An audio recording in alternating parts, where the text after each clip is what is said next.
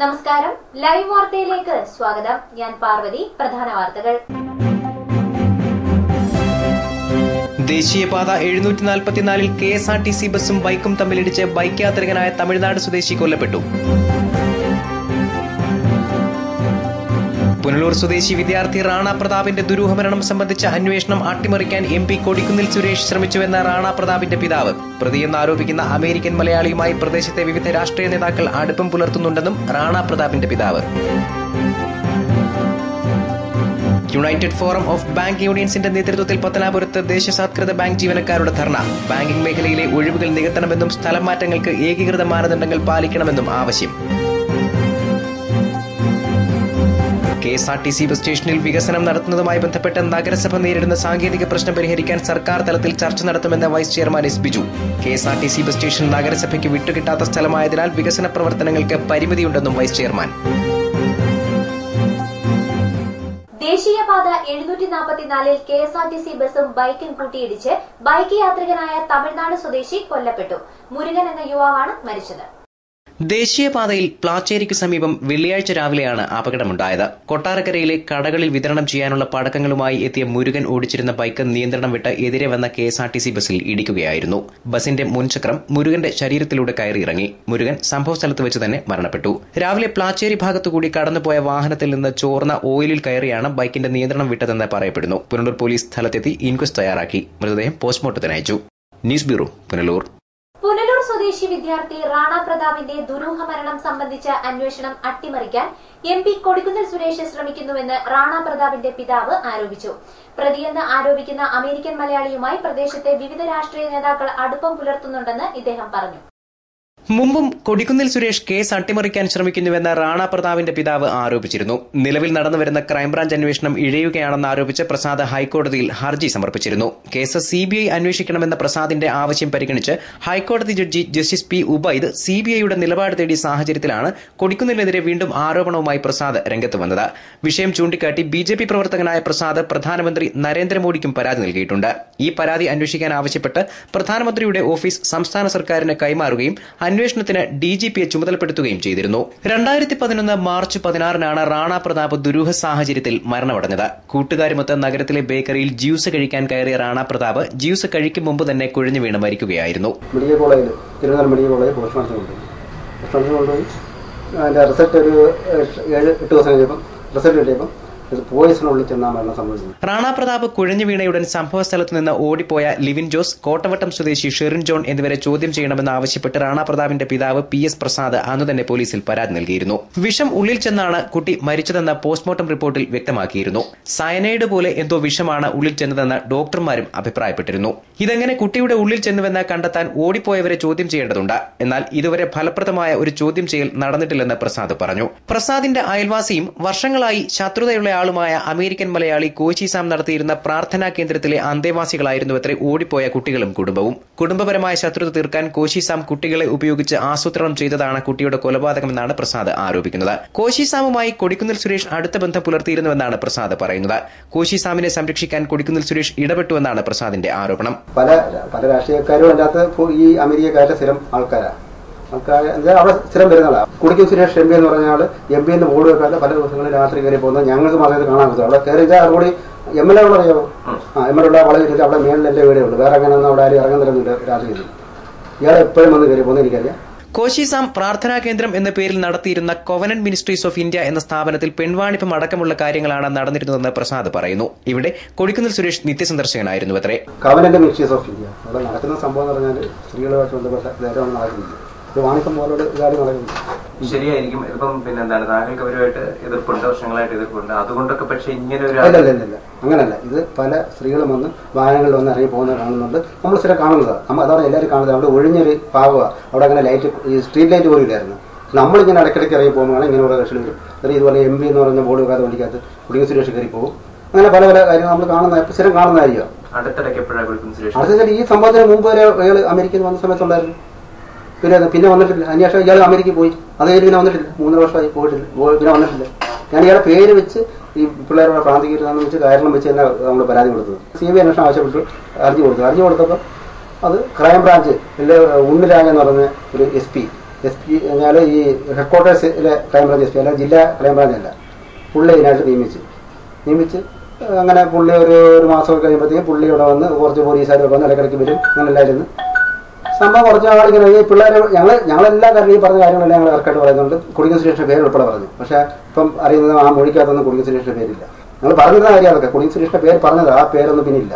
CPI നേതാവും മുൻ ചെയർമാനുമായ K. രാധാകൃഷ്ണൻ, മുൻ വൈസ് ചെയർമാനും കോൺഗ്രസ് നേതാവുമായ കരിക്കത്തിൽ പ്രസേനൻ, BJPയുടെ മുൻ ജില്ലാ ഭാരവാഹി ഗുണശേഖരൻ എന്നിവരും ആരോപണ വിധേയനായ അമേരിക്കൻ മലയാളി കോശി സാമുമായി അടുത്ത ബന്ധം പുലർത്തിയിരുന്നവരാണത്രേ. രാധാകൃഷ്ണൻ എന്ന് പറഞ്ഞാൽ കരിക്കത്തിൽ പ്രസേനൻ പല വിഷയങ്ങളുണ്ട്. പലരും അവിടെ വരുന്നവരുണ്ട്. അത്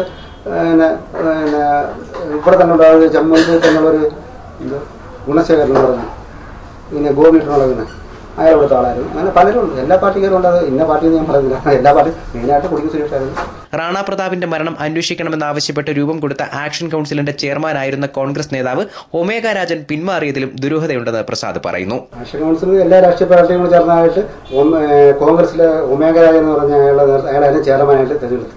പുള്ളിയായിരുന്നു അതിന്റെ എല്ലാ കാര്യങ്ങളും നിന്ന്. അവസാനം കുറെ കാലം കഴിയുന്നതനുസരിച്ച് അവരുടെ എല്ലാ നിലപാടിൽ ഇങ്ങനെ മാറ്റങ്ങൾ വന്നു. അവസാനം ഒരു ദിവസം ഇതുപോലെ ഞങ്ങൾ ആദ്യം ഒരു ധർണ നടത്തിയായിരുന്നു KSRTC ജംഗ്ഷനിൽ. ധർണയിലൊക്കെ ശരിക്കും 100-500 പേര് പങ്കെടുത്ത്, സ്കൂൾ വിദ്യാർത്ഥികൾ അടക്കം പങ്കെടുത്ത്, അന്ന് പഠിപ്പുകളൊക്കെ ആയിരുന്നു. എല്ലാം പങ്കെടുത്ത് എല്ലാം കഴിഞ്ഞിട്ട് പിന്നെ അവസാനം ഒരു തീരുമാനം എടുത്ത് ഇനി ഒരു പോലീസ് സ്റ്റേഷൻ മാർച്ച് നടത്താൻ തീരുമാനം എടുത്തു കഴിഞ്ഞാൽ അടുത്ത ദിവസം ഒമേഗ രാജൻ ഞാൻ സഹകരിക്കട്ടെന്ന് പറഞ്ഞ് അവരെ വിളിച്ചു പറഞ്ഞു. പുള്ളി യൂത്ത് കോൺഗ്രസിന്റെ നേതാവാണ്. അതിനുശേഷമാണ് ഞങ്ങൾ അതിന്റെ മൈൻഡ് സാങ്ഷൻ വിളിച്ചത്. നമ്മുടെ മൈൻഡ് സാങ്ഷൻ തരത്തില്ലെന്ന് DVSP പറഞ്ഞു. അത് നടക്കത്തില്ല, പോലീസിനെതിരായിട്ടുള്ള തരത്തിലെന്ന് പറഞ്ഞു. എന്നാലും ഞങ്ങൾ അല്ലാതെ തന്നെ ഇവിടെ പോലീസ് സ്റ്റേഷൻ മാർച്ച് നടത്തി അവിടെ ഈ പഴയ കാരുണ്യ ഹോസ്പിറ്റലിന്റെ ഭാഗത്ത് വെച്ച് അവിടെ തടഞ്ഞ് വെച്ച് പ്രശ്നം നടത്തി പിരിഞ്ഞു പോയായിരുന്നു. പിന്നെ ആക്ഷൻ കൗൺസിൽ എന്ന് പറഞ്ഞാൽ പിന്നെ ആരും ഒരു പാർട്ടിക്കാരും വരാതായിരുന്നു. ആക്ഷൻ കൗൺസിൽ ചെയർമാനാണ് ആദ്യം മാറിയത്. ന്യൂസ് ഡെസ്ക് ലൈവ് വാർത്ത. യുണൈറ്റഡ് ഫോറം ഓഫ് ബാങ്ക് യൂണിയൻസിന്റെ നേതൃത്വത്തിൽ പത്തനാപുരത്ത് ദേശസാൽകൃത ബാങ്ക് ജീവനക്കാർ ധർണ നടത്തി. ബാങ്കിംഗ് മേഖലയിലെ ഒഴിവുകൾ നികത്തണമെന്നും സ്ഥലം മാറ്റങ്ങൾക്ക് ഏകീകൃത മാനദണ്ഡങ്ങൾ പാലിക്കണമെന്നും സമരക്കാർ ആവശ്യപ്പെട്ടു.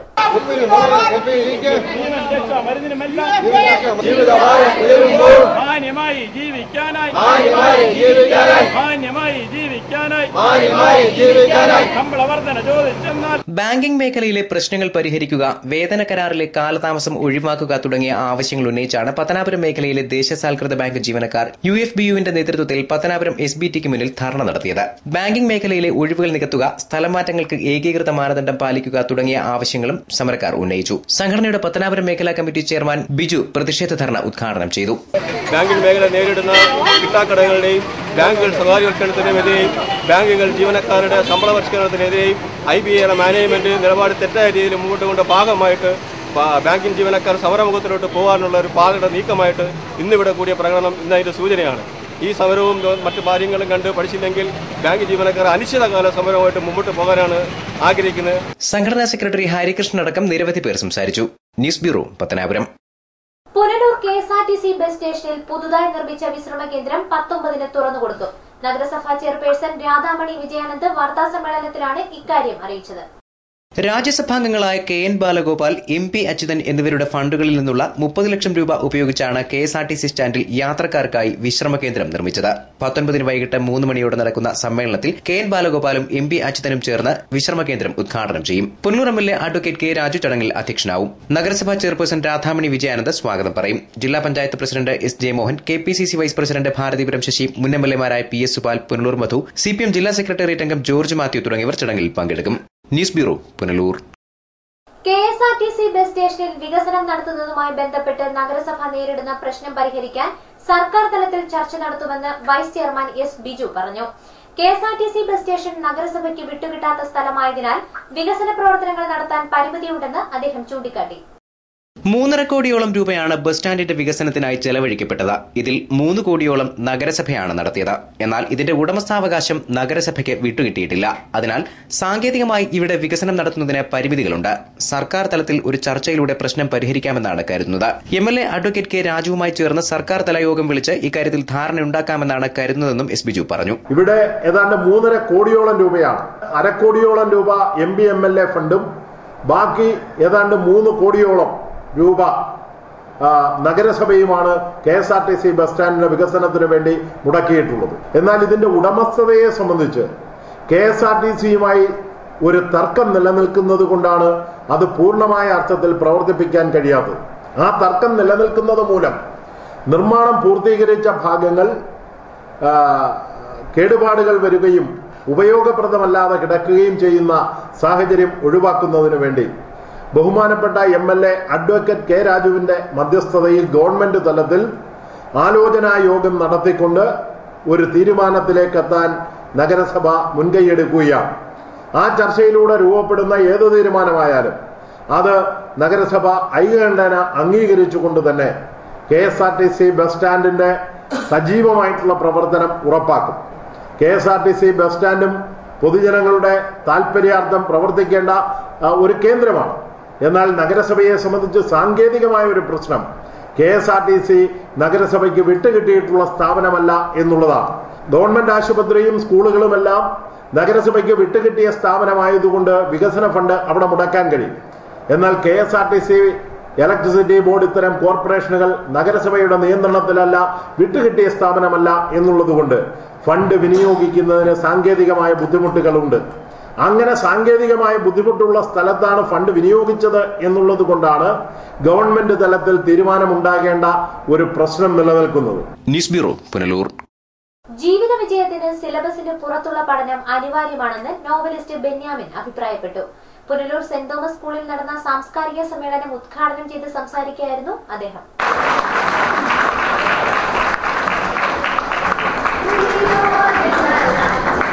സ്വഭാവം എന്ന് പറയുന്നത് പലപ്പോഴും സിലബസുകൾക്ക് പുറത്തുപോയി ഒന്നും പഠിക്കേണ്ടതില്ല എന്നും സിലബസുകളാണ് ജീവിതത്തെ എല്ലാം നിർണ്ണയിക്കുന്നതെന്നും ഒരു വിചാരം നമുക്കുണ്ട്. പക്ഷേ ജീവിതത്തിൽ എന്തൊക്കെയോ ആയിത്തീർന്നിട്ടുള്ള എല്ലാ മനുഷ്യരുടെയും ജീവിതങ്ങൾ നിങ്ങൾ എടുത്തു പരിശോധിക്കാമെങ്കിൽ അവർ സിലബസിൽ പോയി പുറത്തു പോയി ചില കാര്യങ്ങൾ പഠിച്ചവരാണ് പിന്നീട് സമൂഹത്തിന് ഗുണപ്രദമായ രീതിയിൽ ചില നേട്ടങ്ങൾ കൊണ്ടുവന്നിട്ടുള്ളത് എന്ന് നിങ്ങൾക്ക് മനസ്സിലാക്കാൻ കഴിയും. കലാസാഹിത്യ സാംസ്കാരിക സംഘടനയായ കേരള ഫോക്കസ് കൾച്ചറൽ സെന്ററിന്റെയും താലൂക്ക് ലീഗൽ സർവീസ് കമ്മിറ്റിയുടെയും പുനലൂർ സെന്റ് തോമസ് സീനിയർ സെക്കൻഡറി സ്കൂളിന്റെയും സംയുക്താഭിമുഖ്യത്തിലാണ് സാംസ്കാരിക സമ്മേളനവും നിയമബോധവൽക്കരണ സെമിനാറും സംഘടിപ്പിച്ചത്. വ്യാഴാഴ്ച രാവിലെ നടന്ന ചടങ്ങിൽ സ്കൂൾ മാനേജർ ജേക്കബ് തോമസ് അധ്യക്ഷത വഹിച്ചു. നിയമബോധവൽക്കരണ സെമിനാറിന്റെ ഉദ്ഘാടനം ജില്ലാ ജഡ്ജി വി ഹരിനായർ നിർവഹിച്ചു. നഗരസഭാ ചെയർപേഴ്സൺ രാധാമണി വിജയാനന്ദ് മുഖ്യാതിഥിയായിരുന്നു. കവയിത്രി കുമാരി അലീഷ JS ബെന്യാമിൻ ചടങ്ങിൽ ആദരിച്ചു. കേരള ഫോക്കസ് മാസിക എഡിറ്റർ വിഷ്ണുദേവ് സ്വാഗതവും സ്കൂൾ പ്രിൻസിപ്പൽ എലിസബത്ത് ഫിലിപ്പ് നന്ദിയും പറഞ്ഞു. പിറവന്തൂർ ഗോപാലകൃഷ്ണൻ, മാത്ര രവി, മീംസി, ബാബു വെട്ടിക്കവല, സുരേഷ് ശിവദാസ്, ബിജു അഞ്ചൽ, ശരത് ചന്ദ്രൻ എന്നിവർ സംസാരിച്ചു. ലൈവ് വാർത്ത, പുനലൂർ. ഭരണ പ്രതിപക്ഷങ്ങളുടെ ജനാധിപത്യപരമായ ഏറ്റുമുട്ടലിന് വേദിയൊരുക്കി പത്തനാപുരം സെന്റ് സ്റ്റീഫൻസ് ഹയർ സെക്കൻഡറി സ്കൂളിലെ മോഡൽ പാർലമെന്റ്. വിദ്യാർത്ഥികൾക്ക് ഇത് വേറിട്ട അനുഭവമായി. ഇന്ത്യൻ ഇൻസ്റ്റിറ്റ്യൂട്ട് ഓഫ് പാർലമെന്ററി അഫയേഴ്സും സംസ്ഥാന വിദ്യാഭ്യാസ വകുപ്പും ചേർന്നാണ് കേരളത്തിലെ വിദ്യാലയങ്ങളിൽ മോഡൽ പാർലമെന്റ് സംഘടിപ്പിച്ചു വരുന്നത്. 1.5 മണിക്കൂർ നീണ്ട മോഡൽ പാർലമെന്റിലൂടെ ഇന്ത്യയുടെ ഭരണനിർവഹണ നടപടികൾ സെന്റ് സ്റ്റീഫൻസ് ഹയർ സെക്കൻഡറി സ്കൂളിലെ വിദ്യാർത്ഥികൾക്ക് പരിചയപ്പെടാനായി. ഇന്ത്യയുടെ അഭിമാനമായ മംഗൾയാൻ ദൌത്യത്തെപ്പറ്റി പ്രധാനമന്ത്രി സഭയിൽ പറഞ്ഞു. സർ, ഇന്ത്യയുടെ അഭിമാന നിമിഷമായിരുന്നു സെപ്റ്റംബർ 24. ചൊവ്വ ഭ്രമണപഥം ഇന്ത്യയുടെ മംഗൾയാനെ വരവേറ്റ ദിനമായിരുന്നു. ചൊവ്വ പര്യവേഷണ ദൌത്യത്തിൽ ലക്ഷ്യം കാണുന്ന 23ാമത്തെ ഉപഗ്രഹമാണ് മംഗൾയാൻ.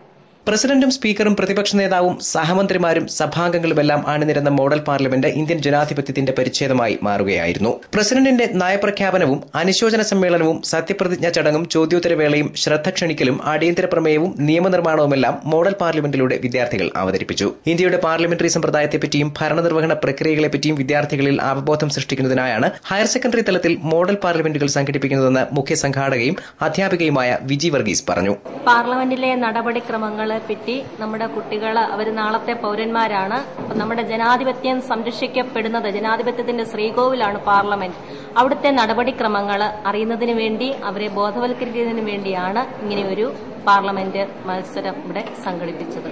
പാർലമെന്റ് സമ്പ്രദായത്തെപ്പറ്റി കൃത്യമായ അവബോധം ലഭിക്കാൻ മോഡൽ പാർലമെന്റ് സഹായിച്ചുവെന്ന പരിപാടിയിൽ പങ്കെടുത്ത വിദ്യാർത്ഥികളും ചൂണ്ടിക്കാട്ടി. News bureau, Pathanapuram. 3 പതിറ്റാണ്ട് മുമ്പുള്ള വിദ്യാലയ ജീവിതത്തിന്റെ മധുരസ്മരണകൾ അയവിറക്കി പുനലൂർ ഗവൺമെന്റ് ഹയർ സെക്കൻഡറി സ്കൂളിലെ പൂർവ്വ വിദ്യാർത്ഥി സംഗമം. സ്കൂളുമായി ബന്ധപ്പെട്ട തുടർ പരിപാടികളുമായി സജീവമാകാനാണ് പൂർവ്വ വിദ്യാർത്ഥികളുടെ തീരുമാനം. 1975 മുതൽ 81 വരെയുള്ള കാലയളവിൽ സ്കൂളിൽ പഠിച്ചിരുന്നവരാണ് വെള്ളിയാഴ്ച ഒത്തുചേർന്നത്. പുനലൂർ ക്ലാസ്മേറ്റ്സ് എന്ന സംഘടനയുടെ നേതൃത്വത്തിൽ നടന്ന പൂർവ്വ വിദ്യാർത്ഥി സംഗമത്തിൽ സംഘടനാ പ്രസിഡന്റ് SN ചാലക്കോടൻ അധ്യക്ഷനായി. സ്വയം പരിചയപ്പെടുത്തലിന് ശേഷം ഉദ്ദേശ ലക്ഷ്യങ്ങൾ, ഭാവി കാര്യങ്ങൾ എന്നിവ പൂർവ്വ വിദ്യാർത്ഥികൾ ചർച്ച ചെയ്തു. എന്റെ കൂടെ പഠിച്ചവരെ എനിക്ക് കുറെ പേരെ എനിക്ക് അറിയത്തില്ല.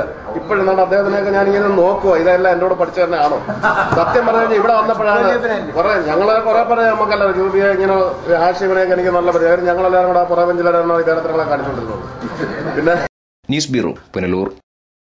മടത്തറ ബിവറേജസ് ഔട്ട്ലെറ്റ് പൂട്ടണമെന്നാവശ്യപ്പെട്ട് തുടരുന്ന ജനകീയ സമരം 16 ദിവസം പിന്നിട്ടു. സ്ത്രീകളും കുട്ടികളും അടക്കമുള്ളവരാണ് സമരരംഗത്തുള്ളത്. ബിവറേജസ് ഔട്ട്ലെറ്റ് തുറക്കുന്നതിനായി കഴിഞ്ഞ ദിവസങ്ങളിൽ ജീവനക്കാരെത്തിയെങ്കിലും സമരം ശക്തമായതോടെ ശ്രമം ഉപേക്ഷിക്കുകയായിരുന്നു. സർക്കാരിന്റെ പുതിയ മദ്യനയത്തിന്റെ ഭാഗമായി പൂട്ടാൻ നിശ്ചയിച്ചിരുന്ന ബിവറേജസ് ഔട്ട്ലെറ്റുകളിൽ മടത്തറയും ഉൾപ്പെട്ടിരുന്നു. എന്നാൽ പിന്നീട് മടത്തറ ശാഖയെ പട്ടികയിൽ നിന്ന് ഒഴിവാക്കിയതോടെയാണ് ജനകീയ സമരം ആരംഭിച്ചത്. തുടർന്ന് അധികൃതരുമായി നടത്തിയ ചർച്ചയിൽ പുതിയ ഉത്തരവ് വരുന്നതുവരെ ഔട്ട്ലെറ്റ് താൽക്കാലികമായി അടച്ചിടാൻ തീരുമാനിക്കുകയായിരുന്നു. എന്നാൽ സർക്കാർ ഉത്തരവ് വൈകുന്ന സാഹചര്യത്തിൽ പോലീസ് സഹായത്തോടെ ഔട്ട്ലെറ്റ് തുറക്കാനുള്ള ജീവനക്കാരുടെ ശ്രമമാണ് ജനകീയ സമരത്തിലൂടെ പരാജയപ്പെടുത്തുന്നത്. മദ്യശാല പൂട്ടുന്നതുവരെ സമരം തുടരാനാണ് ജനകീയ സമിതിയുടെ തീരുമാനം. ന്യൂസ് ബ്യൂറോ, കടക്കൽ. പുനലൂർ CSI ചർച്ചിന്റെ 130ാം വാർഷികത്തിന്റെ ഭാഗമായി സൌജന്യ മെഡിക്കൽ ക്യാമ്പും ആരോഗ്യ ബോധവൽക്കരണ ക്ലാസും സംഘടിപ്പിച്ചു. മുൻകൂട്ടി രജിസ്റ്റർ ചെയ്തവർ ക്യാമ്പ് പ്രയോജനപ്പെടുത്തി. Thiruvananthapuram Jyothidev diabetes and research സെന്ററിന്റെ സഹകരണത്തോടെ നടന്ന മെഡിക്കൽ ക്യാമ്പിന് ഡോക്ടർ ജ്യോതിദേവ് കേശവദേവ് നേതൃത്വം നൽകി. ക്യാമ്പിൽ പ്രമേഹം, രക്തസമ്മർദ്ദം, കൊളസ്ട്രോൾ എന്നിവ പരിശോധിച്ച് ചികിത്സകൾ നിർദ്ദേശിച്ചു. രോഗങ്ങളെയും ചികിത്സകളെയും കുറിച്ച് ഡോക്ടർ ജ്യോതിദേവ് കേശവദേവ് ക്ലാസ് നയിച്ചു. മുൻകൂട്ടി രജിസ്റ്റർ ചെയ്ത 100 പേർക്കാണ് രോഗനിർണയം നടത്തിയത്. രാവിലെ 7 മണിയോടെ ആരംഭിച്ച ക്യാമ്പ് ഉച്ചയ്ക്ക് സമാപിച്ചു. News bureau, Punalur. വിളക്കുടി സ്നേഹതീരത്തിന് KN ബാലഗോപാൽ MP ആംബുലൻസ് അനുവദിച്ചു. ആംബുലൻസിന്റെ താക്കോൽദാനം ഞായറാഴ്ച ചലച്ചിത്ര താരം കലാഭവൻ മണി നിർവഹിക്കും. ചരമറിയിപ്പ്. തലവൂർ മഞ്ഞക്കാല വിളയിൽ വീട്ടിൽ M ബേബി അന്തരിച്ചു. സംസ്കാരം ശനിയാഴ്ച മണക്കാല മാർ ശെമവൂൺ ദെസ്തുനി ഓർത്തഡോക്സ് ചർച്ചിൽ നടക്കും. സാറാമയാണ് ഭാര്യ. അച്ഛൻ കുഞ്ഞ്, വത്സമ്മ, DKTF ജില്ലാ ജനറൽ സെക്രട്ടറി ലാലുമോൻ എന്നിവർ മക്കളാണ്. സുജാരാജൻ, MJ സണ്ണി, ലിസി ലാലു എന്നിവർ മരുമക്കളാണ്. പ്രധാന വാർത്തകൾ ഒരിക്കൽ കൂടി. ദേശീയപാത 744-ൽ KSRTC ബസും ബൈക്കും തമ്മിലിടിച്ച് ബൈക്ക് യാത്രികനായ തമിഴ്നാട് സ്വദേശി കൊല്ലപ്പെട്ടു.